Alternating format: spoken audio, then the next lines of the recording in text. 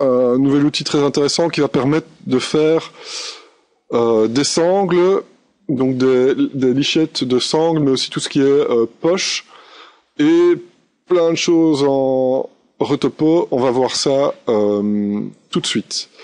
Alors, la sangle, par exemple,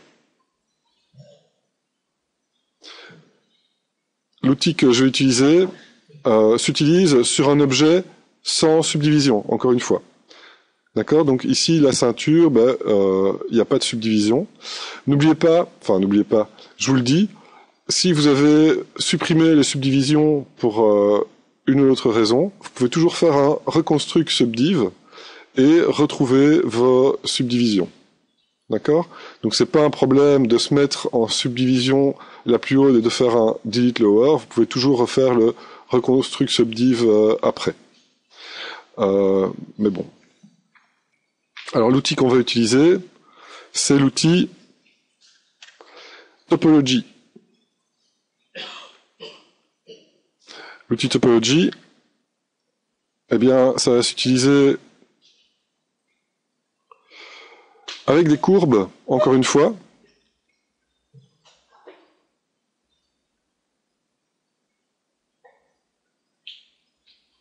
Et grâce à l'outil topology, eh bien, on va pouvoir dessiner de la topologie sur un mesh de support.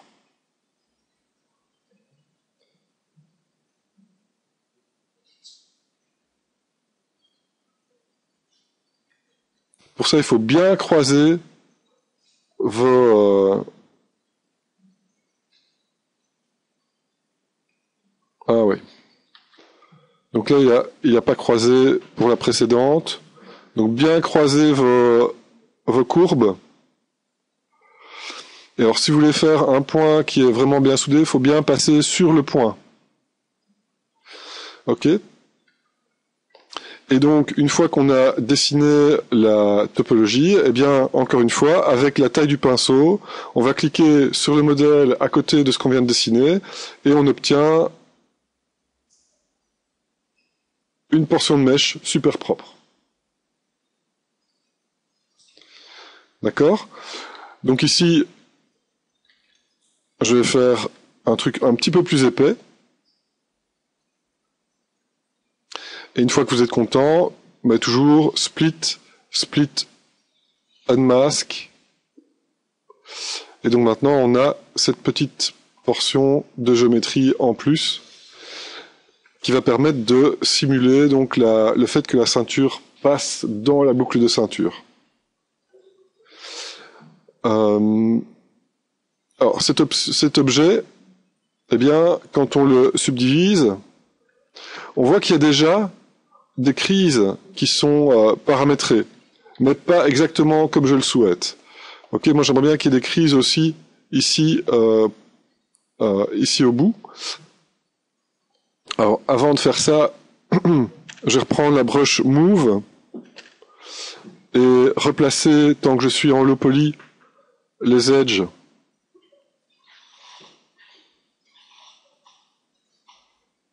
proprement.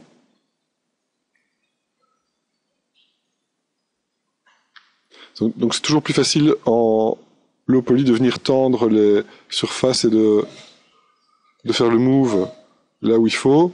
On peut faire un léger move vers l'avant.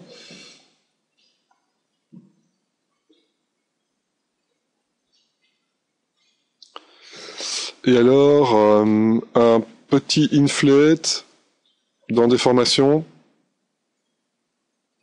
pour que ça s'adapte à l'épaisseur de la ceinture.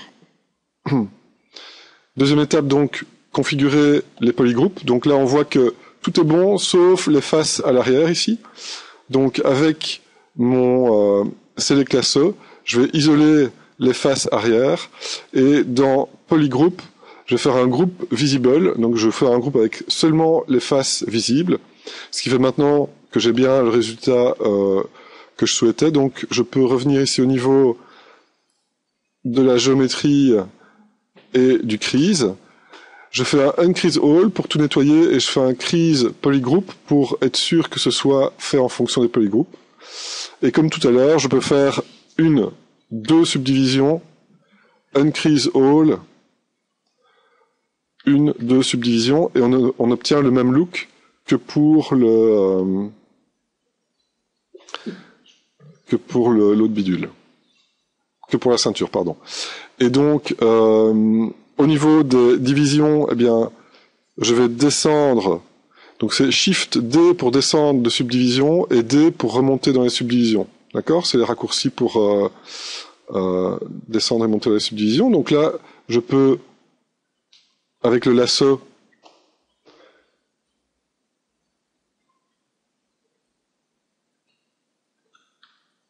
je vais rester en subdivision 5 finalement, parce que je vois qu'il y a très peu finalement de subdivisions. Voilà.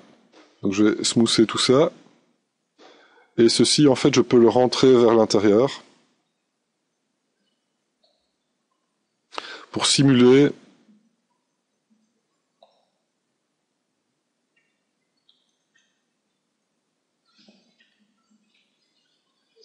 donc bien smoother transition. Donc là, je simule le fait que la ceinture passe à l'intérieur de la boucle.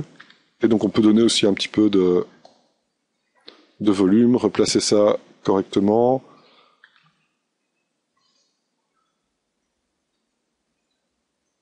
Smoother un petit peu les transitions.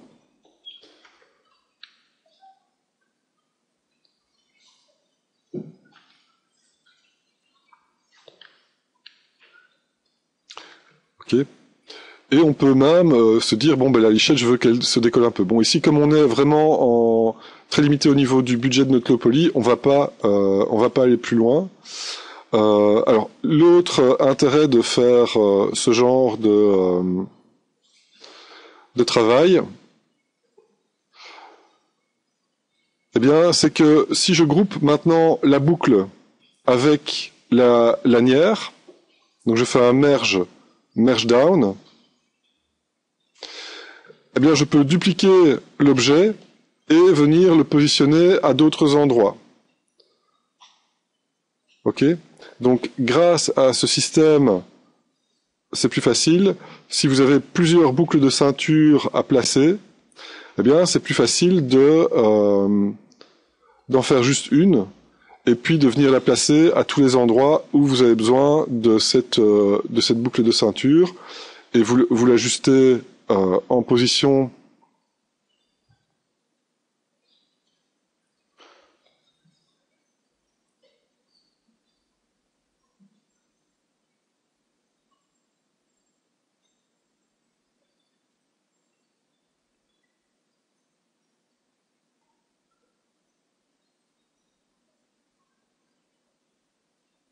à votre objet. Ok. Et donc là, bah, vous avez, pour le prix d'une boucle, bah, vous avez deux boucles de ceinture. D'accord? Donc imaginez une salopette où si vous avez fait un type avec des sangles partout sur les jambes, etc., ben voilà, faites une boucle, une petite lichette et l'effet ceinture est donné partout. Après, si, comme dans mon cas, la ceinture, ben, elle est relativement visible, eh bien, vous pouvez adapter légèrement la ceinture ici. Vous pouvez légèrement rentrer la portion de ceinture pour donner l'effet. Ok, quand c'est vu du dessus, ben on voit qu'on a l'impression que ça rentre ici aussi. Ok, donc ça c'était pour l'outil retopologie pour faire les lichettes ici. On peut utiliser aussi cet outil pour faire des poches de pantalon. Donc j'avais une question, comment faire des poches de pantalon? Eh bien, avec l'outil Topology, on peut faire facilement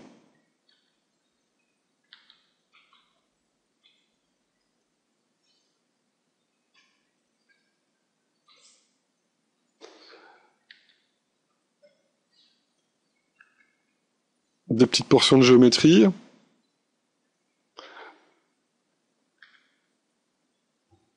On va faire un extract, un split unmask.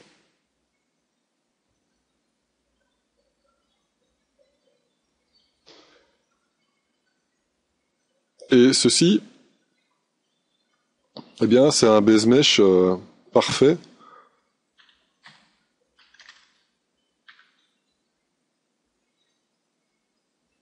Pour une poche de pantalon, on peut déjà ajuster un peu l'épaisseur, etc. La forme.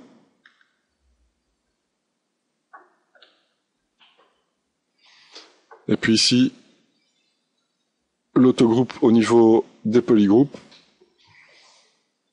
Non, le groupe by normal. Dans le crease, on fait un uncrease all, crease PG, 2 subdivisions, uncrease all, 2 subdivisions, et là on a un bon base mesh pour faire une poche, etc.